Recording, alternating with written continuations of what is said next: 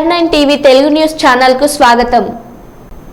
అనంతపురం జిల్లా కుందుర్పి మండలం కరిగానపల్లి కొండ ప్రాంతంలో పట్టపగలే ఏకంగా 6 ఎలుగుబంట్లు హల్చల్ చేస్తున్నాయి. ఎలుగుబంట్లు సంచరిస్తుండటంతో పంట పొలాలకు వెళ్లాలంటే రైతులు భయాందోళనకు గురవుతున్నారు. అటవీ శాఖ అధికారులు వెంటనే స్పందించాలని రైతులు ప్రజలు కోరుతున్నారు.